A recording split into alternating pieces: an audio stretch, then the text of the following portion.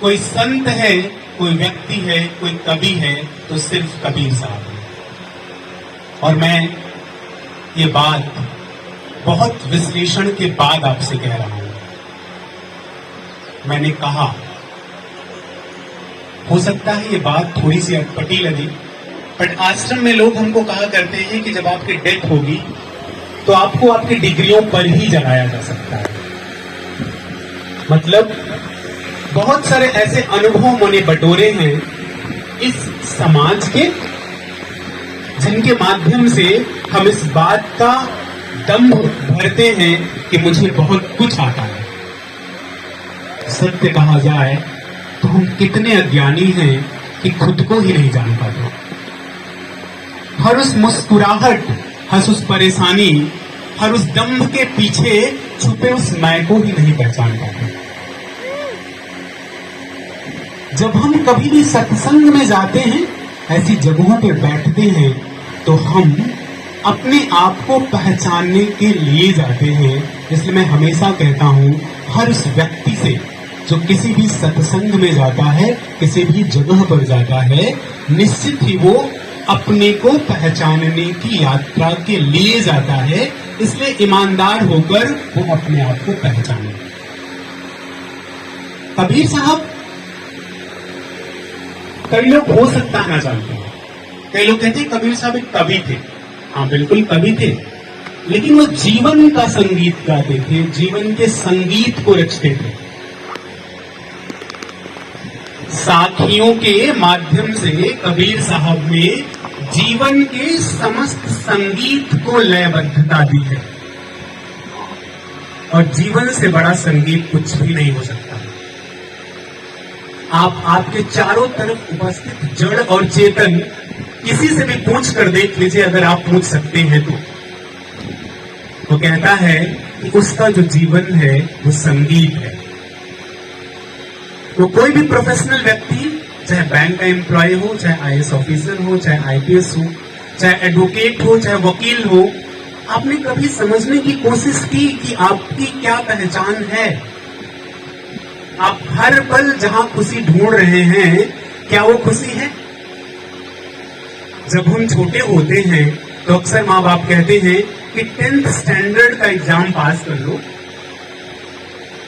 उसके बाद बड़ा मजा है।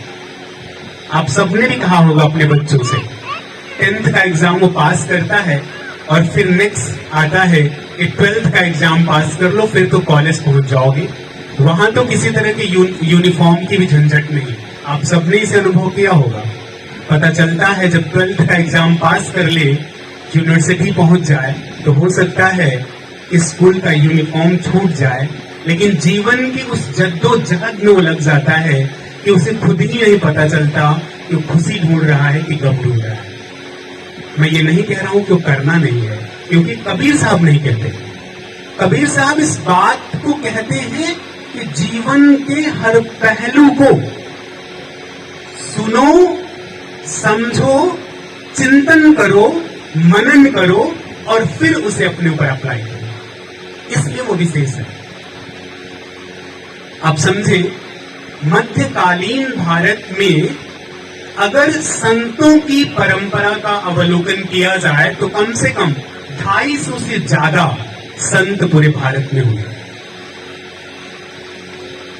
और मैं कहता हूं, ये बात पूरे विश्वास के साथ कहता हूं, इन संतों की एक एक वाणियों में समस्त उपनिषद समाये हुए हैं। देखिए, दरिया साहब कहते हैं, कंचन कंचन ही सदा, कांच कांच सो कांच, दरिया झूठ सो झूठ है, साच साच सो साच। कंचन कंचन ही सदा, कंचन को सोना कहते, गोल्ड कहते हैं। आप सबका जीवन का अपना ही अनुभव है। सोने को आप कहीं फेंक दें, क्या उसकी कीमत घटती है? कभी नहीं घटती। वो कहीं पे भी हो, उसे व्यक्ति निकालकर धोकर शुद्ध कर लेता है। कंचन कंचन ही सदा, कांच कांच सो कांच।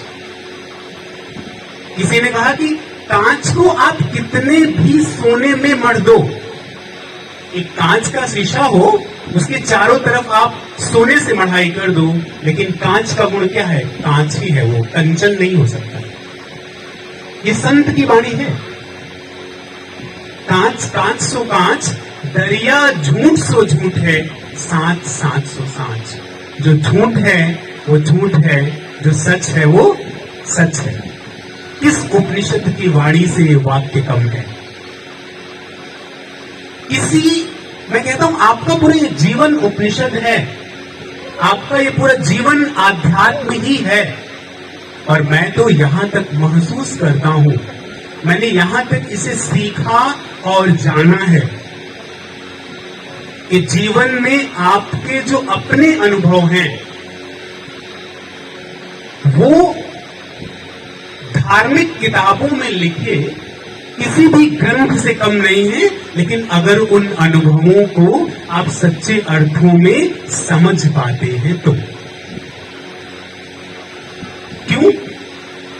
क्योंकि समस्त शास्त्र, समस्त संतों की वाणियां सिर्फ और सिर्फ अनुभव पर लिखी गई, और कबीर साहब ने सब कुछ आंखों देखी लिखी।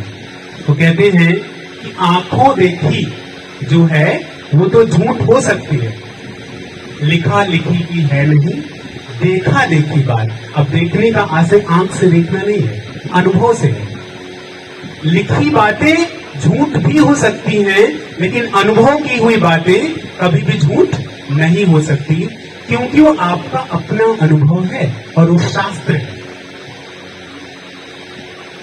यही कारण है कि बहुत सारे संतों ने बाजार में खड़े होकर बात की। आप देखें, कबीर साहब जैसा जो संत है वो कहां खड़ा होकर बात करता है? बाजार में। आज ये बहुत आसान है कि हमारे पास कमरे में एसी है, गर्मी के समय में भी हम वातानुकूलित इन्वायरमेंट में हैं, और आज किताबों का एक बड़ा हुजूम भी है। आप जिस लाइब्रेरी से चाहें जो किताबें मिल सकती हैं। कबीर साहब के समय में ये भी उपलब्ध नहीं था। और बहुत सारे लोग, आप में से हो सकता है डॉक्टरेट हो, पीएचडी हम करते भी हैं, तो आप देखिए करते क्या है? अलग अलग राइटर्स के अलग अलग जगहों से अलग अलग चीजों को एक जगह एकत्रित करते हैं और फिर अपनी बातों को रखकर हम पीएचडी कर देते हैं। आप समझे इस बात को, ये बहुत आसान बात नहीं है। मैं ऐसा नहीं कह रहा हूं कि पीएचडी करने वाला जो व्यक्ति है वो मेहनत नहीं करता, लेकिन जब कबीर साहब ये बात लिख रहे थे, जब ये बात कह रहे थे, उन्होंने कौन सी पीएचडी करी थी? तो कबीर साहब कवि हैं, लेकिन जीवन का जो संगीत लिख दे, जीवन के संगीत को जो सरलतम ढंग से समझा दे, जो आपके जीवन में सिर्फ और सिर्फ मिठास भर दे, वैसे कवि हैं। मतलब अगर आप कबीर साहब को समझने लगते हैं, पढ़ने लगते हैं, जानने लगते हैं, महसूस करने लगते हैं, तो आपका जीवन खूबसूरत होता जाता है। ऐसे कवि हैं कबीर साहब।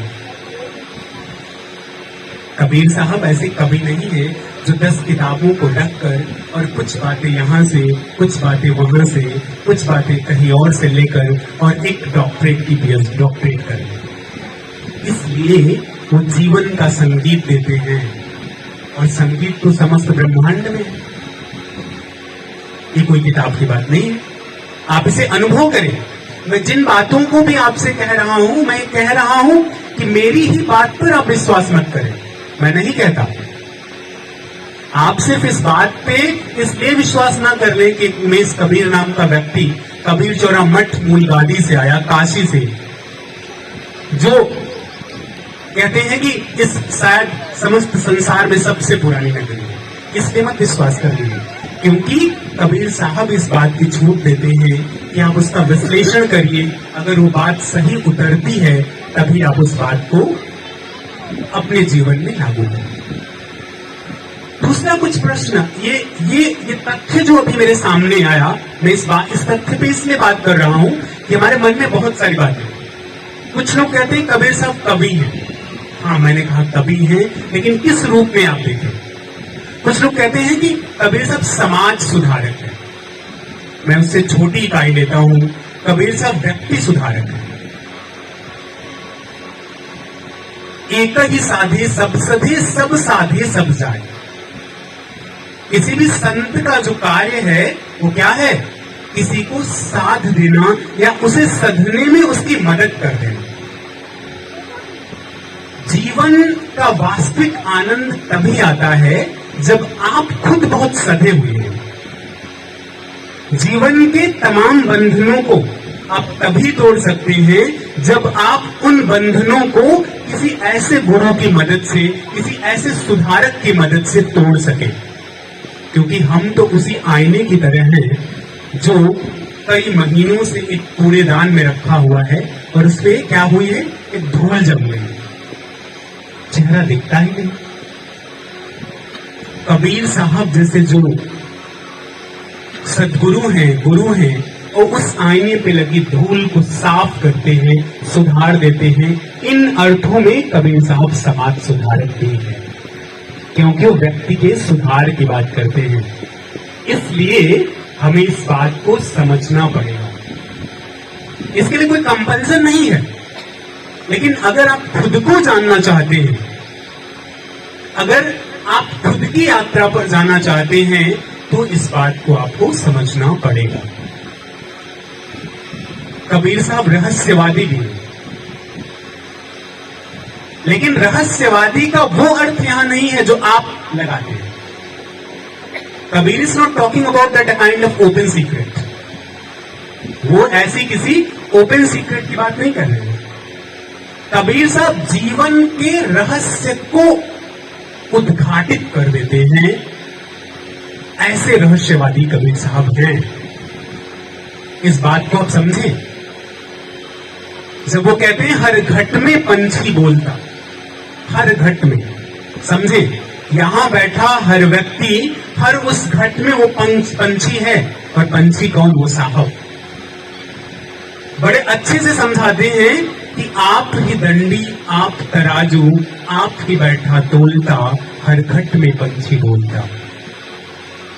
वो जो आप बैठा है वही तराजू की डंडी भी है, जिसे आप देखते हैं कि कहीं कम तो नहीं तौला जा रहा है। वो तराजू दोनों तरफ जो होती है, जिस पर रखकर सामान तौलते हैं, कबीर साहब करें आप भी वो हैं, आप ही वो हैं। और आप ही बैठा तोलता और आप ही बैठकर तोल भी रहे हैं। और वो आप है कौन? इस बात के रहस्य को उद्घाटित करते हैं कबीर साहब।